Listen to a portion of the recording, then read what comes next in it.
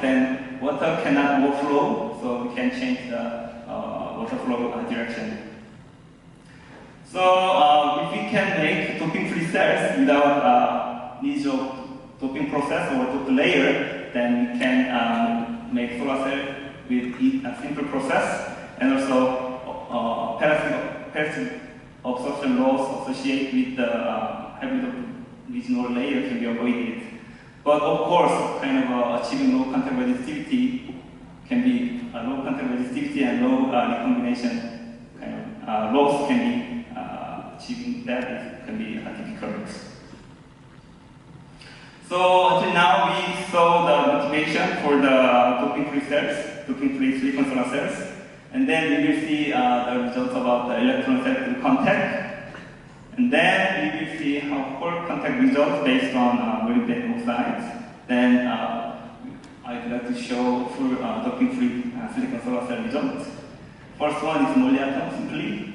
So there's a whole contact based on molybdenum oxide, and then electron contact with the titanium oxide and low function metal. Another thing is moly-3, so same whole contact with the ytterbium silicide electron contact. And then I will conclude my presentation. So I think many of you already see this figure because I presented this slide many times in the review meeting and PTW. So when metal and semiconductor is isolated, they maintain their energy structure. But after contact formation, especially when metal work function is smaller than the function of silicon, downward bending can be expected. However, because in the actual case it does not happen because of the metal ferromagnetic pinning. When you look at this figure, there are many kinds of metal which have different metal work function, so from 3 to 6. But after contact formation, the pinning level is quite close to each other, which means we cannot fully achieve gain of work function because of the metal ferromagnetic pinning. So to overcome this phenomena, typically industrial silicon solar cell that's why we use heavy doped region, make heavy doped region underneath metal contact to reduce the depletion risk, so carriers easily tunnel through it. Another method can be introduce MIS contact, which means there is an insulator between a metal and semiconductor. So this insulator reduces the pinning effect. So especially when surface is lowly doped, the contact resistivity of MIS is lower than MS at the optimum dielectric thickness. So without doping, we can achieve low contact resistivity. And titanium oxide can be kind of suitable material for the electron contact because of its small conduction band offset and large valence band offset with respect to crystalline silicon. So we propose this contact structure, simply call it atom contact. So there is an intrinsic amorphous silicon. So this material is already well-known material for the surface passivation. However, this amorphous silicon also causes pinning. So although the surface is passivated by amorphous silicon, but still there is a pinning of the amorphous silicon surface. So we introduced thin dielectric such as titanium oxide. Typically, thickness was below 2 nanometer. And then we use lower function method to enhance the downward band bending, such as calcium. And then after that, we would like to enhance the downward bending, so we use ytterbium, which is really low function.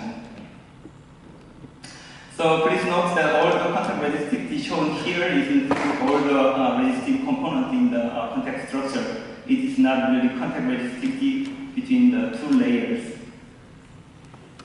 So first time we checked the kind of deposition technique. We compared the deposition technique between E-beam evaporated titanium oxide and atomic layer deposited titanium oxide.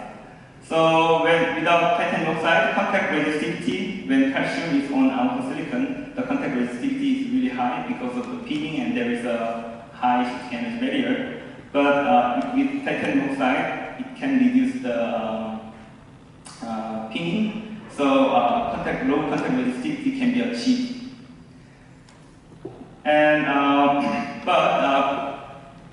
recombination current density, so electrical loss is really different depending on the separation technique. So for the evaporated titanium oxide, it degrades passivation quality significantly because we imagine that radiation, even radiation damage, degrade the silicon passivation quality. But ALD does not degrade; it maintains the passivation quality. So titanium oxide grown by ALD is kind of suitable layer for this contact structure. So we investigate further. So we investigate different impact of different thickness of titanium oxide in this contact structure. So this U-shaped curve is really typical trend of pinning theory. So when you look at the 1 nanometer, the lowest contact resistivity was achieved, and also recombination current density J0 was quite relatively low value. So as you increase the titanium oxide thickness, recombination current density is there is a weak decreasing trend, but 1 nanometer is quite interesting condition for the low contact because low contact resistivity and relatively low J0 metal, so electrical loss. So after study, we find out that controlling titanium oxide thickness and also combined with the low work function metal really effective to achieve high efficiency of solar cells. So there are many groups try to make doping contact using similar structure, but the result was not really successful. However, by using titanium oxide below 2 nanometer and then with the low work function metal, the cell performance was really increased, and also we can achieve high VOC. So this result also they refer our work. So this one is really a key finding. And then we can move to hole contact. So till now we saw the results about the electron, and then now we can move to hole. So typical heterojunction solar cell includes intrinsic amphissilicon, also heavily doped P-type amphissilicon. But if the metal oxide can replace this P-type amphissilicon because of its high work function, and also it has a high energy band gap, so it can reduce the parasitic absorption.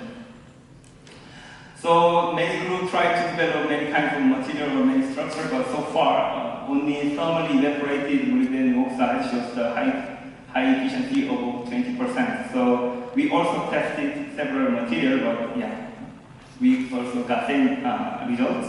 So this is kind of champion result. So we tried to establish the baseline process for the whole cell, for the heterojunction solar cell with the molybdenum oxide core content. So this is the process flow. So actually, molybdenum oxide is ideally an insulator. So if layer is too thick, then it causes high resistance. However, if layer is too thin, then they cannot induce bending. So VOC and every solar cell parameter can be stayed at very low level. So we have to optimize several points, but first one we optimize the thickness. So based on the test, we find out 6 to 10 nanometer is the optimum for achieving high VOC. And also molybdenum oxide is not very thermally stable material, so annealing treatment condition is really important. So based on the study, we find out that annealing at 160 degrees is optimum condition. After making cells, we achieved a higher JSC compared to classical heterojunction solar cell thanks to high band gap material of high band gap of molybdenum oxide. But VOC open circuit voltage is relatively slightly lower than classical heterojunction solar cell. It's probably a weaker band bending. And field factor is rather low compared to the classical heterojunction solar cells, so we have to address these issues. So when you look at the IV curve, for the solar cell with thicker molybdenum oxide, it shows the S-shaped curve, so there is some S-shaped curve. So typically, after molybdenum oxide deposition, they make interfacial silicon oxide on amorphous silicon or on crystalline silicon. So this interfacial silicon oxide typically work as an energy barrier. But so we imagine thicker molybdenum oxide make thicker interfacial silicon oxide, so it can prohibit the carrier conduction. But however, after interface analysis, we find out that interfacial silicon oxide thickness is really similar. So we can imagine similar interface resistance at the interface. So based on this finding and also literature survey, we can propose this Venn diagram. So when molybdenum oxide is thin enough, then carriers can be, hole can be collected based on a kind of trap-assisted tunneling. However, if layer is too thick, then trap-assisted tunneling can be not very effective, so thermal emission is more dominant. Therefore, S-shaped curve can be shown. So till now, we see the whole contact results. Then we move to full doping-free cells. So for this case, we prepared two kinds of solar cell structure. First one is monoatom, and second one is moly-free cells. So we saw solar cell with molybdenum oxide full contact shows the low fill factor. So one way to address this issue is by using annealing treatment. So before deposition of molybdenum oxide, amorphous silicon can be annealed. Then the contents in amorphous silicon can be reduced. So it reduces the hydrogen-related degradation of molybdenum oxide. So typically, if hydrogen in amorphous silicon can react with the oxygen in molybdenum oxide, then they become a water molecule, and then they can diffuse out, which means they lose oxygen in the molybdenum oxide, which is really related to their work function. So based on this ERD measurements, we clearly find out that by annealing treatment, we can control the hydrogen concentration in the amorphous silicon film, especially the temperature between 250 and 300, the hydrogen concentration is more significantly decreased. Actually, in the device, we use 8 nanometer thick amorphous silicon, but because of the measurement resolution, we use 30 nanometer thick amorphous silicon for these measurements. So this one is moly-free molyatom cells. So molybdenum full contact with the atom contact, electron contact of atom contact. And then we made cells. So with this pre-annealing treatment, we can achieve higher efficiency, higher VOC and factor and efficiency. And champion cell achieved 17.6%. And we also find out that thermal stability is improved by this pre-annealing process. So open circuit voltage and fill factor also shows the higher value was obtained at the solar cell with the pre-annealing treatment. So, and also it shows less degradation. And another structure is moly-free cells. So actually, silicide is well-known material for the contact layer, but it's already studied several times, studied very much in the microelectronics. When you look at this figure it shows the Schutzke barrier as function of metal or metal silicide. So blue curve is kind of MS contact. So metal cannot change easily Schutzke barrier by changing their metal function. However, for the silicide, easily they can change the Schutzke barrier height. So which means silicide is more suitable for the controlling the Schutzke barrier by just changing the work function. So it has weak pinning property, and also silicide is quite kind of easy to form. So just by deposition or by annealing with silicon and metals. So when ytterbium was on amphosilicon, so contact resistivity was high, but after annealing treatment, they can react. So contact resistivity was significantly decreased. So based on TEM results, also we find out that about 2 nanometer there is a mixed layer. So we assume that that's the ytterbium silicide. And also passivation quality also good. So after annealing treatment, to form the ytterbium silicide, the recombination current density is rather low, about 5 ampere per square centimeter. So we also test pre-annealing treatment to improve the thermal stability and fill factor. So like similarly, we can achieve higher efficiency with the pre-annealing treatment process. So champion cell shows efficiency of 17.0%. So we can make fully doping-free cells using atom contact and with the ytterbium silicide contact. So this slide brings me to the conclusion, and then so without doping, there are many difficulties. So we understood challenge points to form the doping-free contact, and also we achieve low contact resistivity and low general metal by inserting titanium oxides between metal and amphosilicon.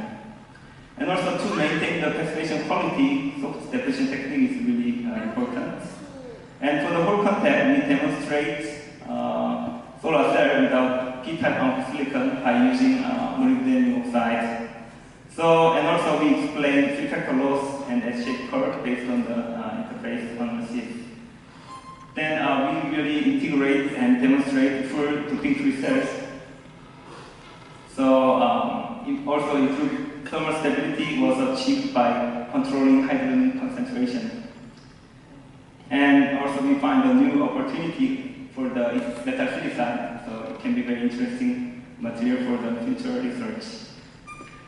So to develop good carrier selective contact, low contact resistivity and low recombination current, kind of low electrical recombination loss can be kind of basic parameter.